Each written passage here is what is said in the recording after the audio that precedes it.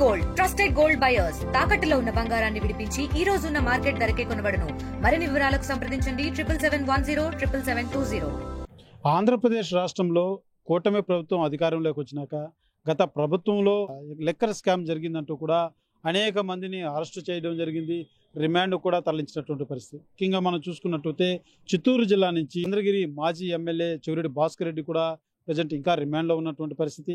అదే రకంగా ఎంపీ మిథున్ రెడ్డి కూడా రిమాండ్లో ఉండి ఇటీవలే బెయిల్ మీద కూడా విడుదలైనటువంటి పరిస్థితి. అయితే లిక్కర్ స్కామ్ సంబంధించి తెలుగు రాష్ట్రంలో ఇది ఒక పెద్ద హాట్ టాపిక్గా మారినటువంటి నేపథ్యంలో ఒక్కసారిగా అన్నమయ్య జిల్లా ములకల చెరువులో అక్రమ మద్య తయారీ విధానం అన్నది ఎక్సైజ్ శాఖ అధికారుల దాడుల్లో బయటపడడం ఇది పెను సంచలనంగా మారింది. ఈ కేసు సంబంధించి అనేక రకాలుగా కేసు మలుపు తిరుగుతుంది. అనేక పేర్లు కూడా తెర మీద కనబడుతున్నటువంటి పరిస్థితి. ప్రధానంగా మనం చూసుకున్నట్లయితే ఈ యొక్క అక్రమ మద్యం తయారీ విధానంలో కట్టా సురేంద్ర నాయుడు అన్నటువంటి వ్యక్తి మొదటగా బయటపడడం జరిగింది. అయితే దాని వెనక ఏదో తంబలపల్లి నియోజకవర్గ ఇన్ఛార్జిగా ఉన్నటువంటి జయచంద్రారెడ్డి హస్తం కూడా ఉందని కొంత విమర్శలు కూడా వచ్చినటువంటి నేపథ్యంలో పార్టీ అధిష్టానం తెలుగుదేశం పార్టీ కూడా ఎవరైతే జయచంద్రారెడ్డిని కూడా సస్పెండ్ చేయడం జరిగింది. అయితే ఈ యొక్క అక్రమ మద్యం సంబంధించి రోజుకొక పేర్లు కూడా బయట రావడం జరిగింది. అయితే ఎక్సైజ్ శాఖ పోలీస్ అధికారులు దీని మీద కేసు కూడా నమోదు చేసి రిమాండ్ కూడా తరలించినటువంటి పరిస్థితి. అయితే ప్రధానంగా ఇవాళ ఏదైతే 10 మందిని యొక్క రిమాండ్లో ఉన్నటువంటి వారిని ఎక్సైజ్ పోలీసులు కస్టడీకి తీసుకొని విచారించే దిశగా కూడా కోర్టును ఆశ్రయించడం జరిగింది. కోర్టు కూడా అనుమతి ఇచ్చినటువంటి నేపథ్యంలో 2 రోజుల పాటు 9 మందిని పోలీస్ అధికారులు విచారించనున్నారు.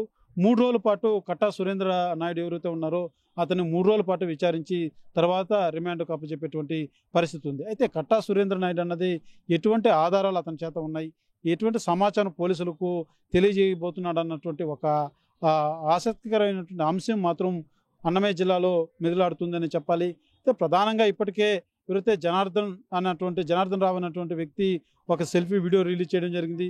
తర్వాత ఆయన విదేశాల నుంచి కూడా రావడం జరిగింది, పోలీస్ కస్టడీకి వెళ్ళడం జరిగింది, విచారించినటువంటి పరిస్థితి. అయితే విచారణలో ప్రధానంగా వైసీపీ సంబంధించినటువంటి ప్రధాన నేతగా ఉన్నటువంటి జోగి రమేష్ పేరు కూడా ఆయన ప్రస్తావించడం జరిగింది. ఒక్కసారిగా ఈ యొక్క కేసు అక్రమ మద్యం తయారీ విధానం కేసులో జోగి రమేష్ పేరు తెర మీదకి రావడంతో ఒక్కసారిగా రాష్ట్రంలో ఈ యొక్క అక్రమ మద్యం కుంభకోణం సంబంధించి పెను సంచలనంగా మారిందని చెప్పాలి. అయితే మొన్నటి వరకు వైసీపీకి ఇదొక అక్రమ మద్యం తయారీ విధానం అన్నది హస్తంగా మలుచుకున్నటువంటి వైసీపీని ఇరుకును పెట్టేలాగా ఈ యొక్క జనార్దన్ రావు తెలియజేసినటువంటి ఆ పేర్లు ఒకసారి తెర మీదకి రావడంతో మరొక్క మారు కూటమి నేతలు వైసీపీకి అంటగడుతూ మీ వారు చేసిన నిర్వహకం ఇదంతా కూడా అంటూ పెద్ద ఎత్తున మాటల యుద్ధం అయితే రాష్ట్రంలో నెలకొందని చెప్పాలి. అయితే ప్రధానంగా ఇవాళ రిమాండ్ నుంచి కస్టడీ కోరినటువంటి ఎక్సైజ్ పోలీసులకు రిమాండ్ నుంచి అప్పచెప్పడం జరిగింది. ఎటువంటి క్వశ్చన్లు వేయబోతున్నారు, ఎటువంటి ఆధారాలు సేకరించబోతున్నారు అన్నది మాత్రం మరొక ఆసక్తికరమైనటువంటి పరిస్థితి అని చెప్పాలి. ఎందుకంటే జనార్దన్ రావు విచారణలో ఏ రకంగా వైసీపీ పేర్లు బయట వచ్చాయో ఆ రకంగా ఇక్కడేమన్నా వీళ్ళని కస్టడీ కోరినటువంటి ఎక్సైజ్ పోలీసుల విచారణలో ఏమైనా కొత్త పేర్లు తెర మీదకు రాబోతున్నాయా అన్న ఒక ప్రశ్నార్థకమైనటువంటి ప్రశ్న మాత్రం నేతల్లో మెదులాడుతుందని చెప్పాలి. అయితే ఈ అక్రమ మద్యం తయారీ కేసు సంబంధించి మాత్రం రోజుకొక మలుపు తిరుగుతుంది.